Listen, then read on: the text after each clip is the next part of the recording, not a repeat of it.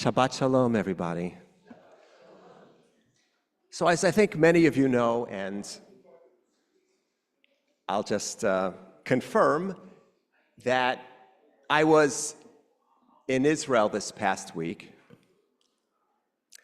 I flew there on Sunday. I flew back on the crazy flight from Ben Gurion Airport that leaves at midnight and gets you to JFK at about 4 a.m. in the morning. Got a little bit of sleep. I was there with the Rabbinical Assembly, and of course the Rabbinical Assembly brings rabbis together from all over the world, from South America, from Europe, from North America, and Australia, and lots of rabbis from Eretz Yisrael, a lot of Israeli rabbis who joined us, and I saw rabbis who have been here at Temple Israel. Rabbi Cohen was there, Rabbi Adelson was there, Rabbi Aaron Brusso, who served as the head of the youth house for a number of years, was there. And so you get to see people that you have known throughout your lifetime, people that I was in rabbinical school with. And I want to share just a little piece of what it is that I experienced. We had options each day to go on what they would call a maslul, to just choose a particular trip that you wanted to take, each one of which would have been incredibly impactful. So on the first day, I joined with a group of my colleagues who went south to the Negev, and the purpose of that trip was to get a feel for the way that Israeli Jews are managing their relationships with other communities, specifically other faith communities. And so the first stop was a place in Yerucham, which has acted as a Merkaz Klita, as a place to absorb immigrants in the Negev from the establishment of Israel through the present. The very first group was Romanian, and so they established a place for Romanian Jews to be able to acclimate to Israel. The second group that came from Iran, and so they established a group for Persian Jews to be able to acclimate to Israel. And really each decade, they were serving the needs of a different group. And what they have done recently is to reach out to the Bedouin communities that exist around this community of Yerucham, specifically Rachmeh, same root, Yerucham, from the word compassion, Rachmeh in Arabic, compassion. And so we heard from a Bedouin woman, and she told us her story. She was married at age 15. She was divorced because of some issue, not her own fault, that the groom's family had. Remarried at 16. And she determined that she was going to do what she could to secure some independence. And so she went to clean for a community center, and while she was there, she started to take Hebrew classes. And she became incredibly proficient in Hebrew, so much so that people in her village, especially her own family, were relying on her to be able to communicate. And she said to us that at a certain point recently, she said to a group of Israeli Jewish women, you know, I need to work hard to ensure my equality, which is something that you don't have to do.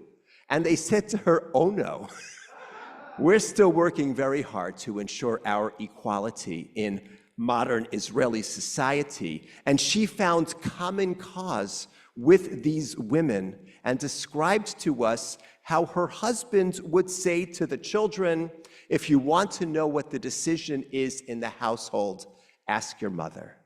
And so she spoke to us about her own particular journey. We then went to the town of Rahat, which is a Bedouin town, and we heard from a Sheikh Jamal Al-Ubra, who is connected with interfaith affairs, a supervisor in Misrad HaPnimim of the mosques. And so we were inside this mosque, and I don't know how often you have been inside of a mosque. Very beautiful, Up on the wall was this incredible machine that provided the times for all of the services. As we know, Muslims pray 5 times a day. And so it's digital. And so you have the precise times depending on what season it is that you're supposed to pray. And it was interesting to look around and to soak up all of the details that were in the mosque. And then the imam, the sheikh, spoke. And he spoke about his pride in being an Israeli, his pride in being an Israeli citizen. And he said, you know, it's complicated because I have many, many relatives, hundreds of relatives in Gaza. So he said, how can I express it? Here's how I can express it. Kol yom, he spoke to us in Hebrew, Kol yom ani boche pa'amayim. He said, every day I cry twice. Once for the people in Israel and once for the people in Gaza. And it wasn't political. He wasn't making a political statement. He was just making a human statement. Ani boche pa'amayim. I cry twice. Now I want to give you some highlights from the second trip that I took, which was to Otef Aza, to the Gaza envelope, which many are trying to rename Otef Yisrael, the envelope of Israel. That's where the kibbutzim and the villages are that were so brutally attacked on October 7th, 2023. And you may recall that in November of 2023, I went with a group of Arabs, and one of the places we visited was Kfar Aza, which is one of the kibbutzim where a massacre occurred. And we saw the devastation. It absolutely looked like a war zone, and it had the smell, the stench of a war zone. So the people of Kfar Aza were relocated mostly to Kibbutz Shevayim, which is in the center of Israel. But many of them, they don't want to be there. They want to be back where their home is. So there is a nearby kibbutz, Kibbutz Ruchama, also interestingly, Rechem, same root, compassion, as the town I spoke about earlier. And they decided that they were going to give the opportunity to the residents of Kfar Aza to come back to the region. And they are starting to build temporary housing so that the residents of Kfar Aza can come back. It's further away from Gaza than Kfar Aza. And it's not really clear what's ultimately going to be with the actual kibbutz Kfar Aza. But the person who was speaking with us said they had a vote.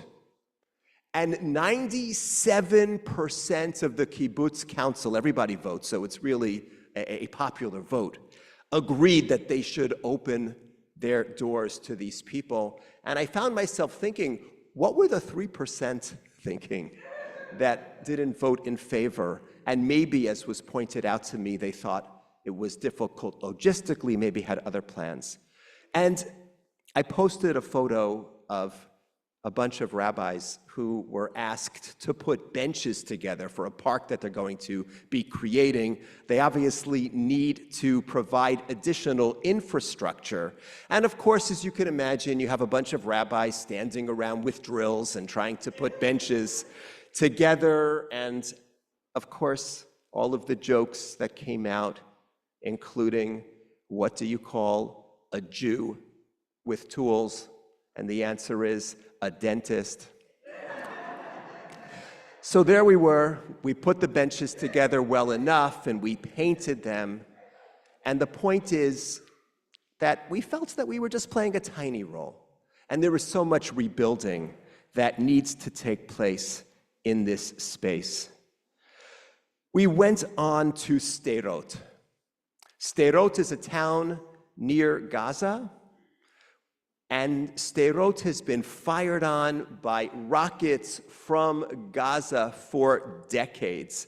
It's a very vulnerable place. On October 7th, 2023, a number of Hamas terrorists infiltrated the police station in Sderot. And one of the terrorists actually established himself up in one of the surveillance towers. So it was a horrible, vulnerable moments. And there was a battle that was waged for regaining control of the police station. And the person who took us around there showed us that somebody had installed himself in an apartment where he had a window that was facing out towards the surveillance tower, and he was able to find an appropriate sniper and to shoot at this terrorist, and the residents of Sderot were able to regain control of the police station. Now they built a monument, and in the monument they had some sayings that came mostly from history, but there's one little saying that came from a 6-year-old girl that had a very harrowing experience on October 7th that was part of the monument that was built in Sderot. So what happened? 6-year-old girl and her sister were in a car, the parents were driving, and terrorists opened fire, and they killed the parents. So these little girls were sitting in the back seat, and this one individual who was a police officer and had some high-up title in the police force, I don't remember what it was, he came over to this car, saw what had happened, and he spoke to the older of the two girls. And this little girl, whose name is Romy Shira Suisa, asked him a very simple question, to him and to the person next to him. Atem shel Yisrael? Which means, are you from Israel? What side are you on? This little girl wanted to know because she understood that there was tremendous danger. And he said to her, of course, Anachnu shel Yisrael, we're from Israel. You know, are you one of us or are you one of them?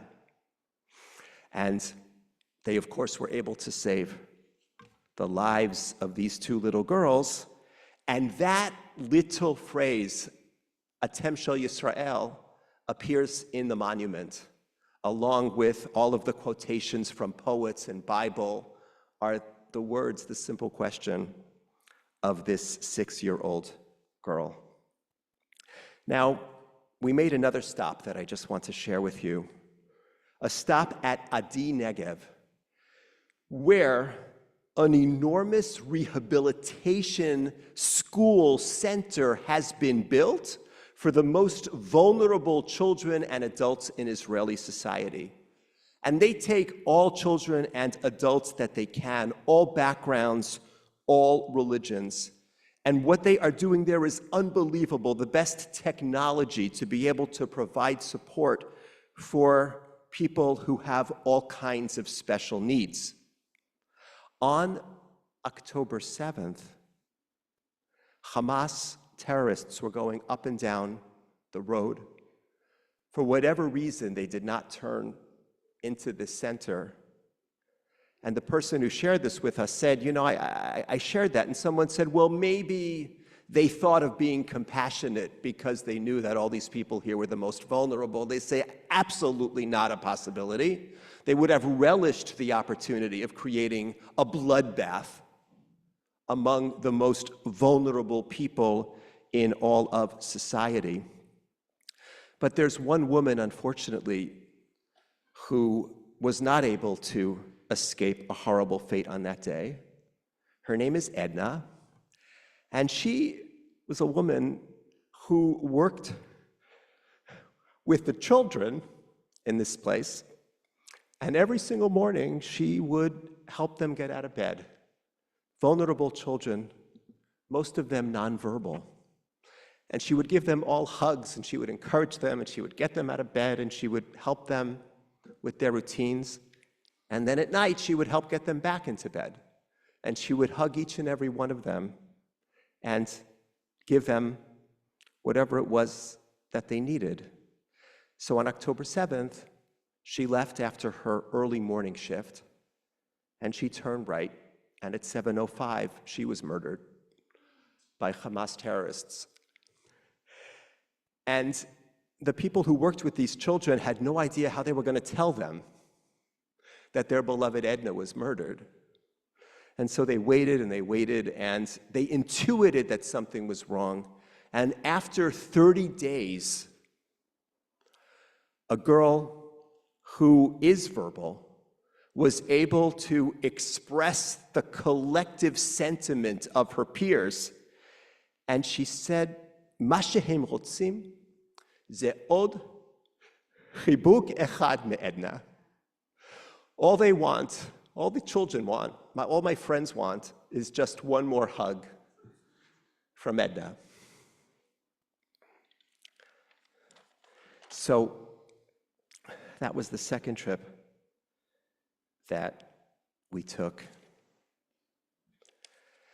So a few takeaways. First of all, the extraordinary resilience and bravery of Am Yisrael.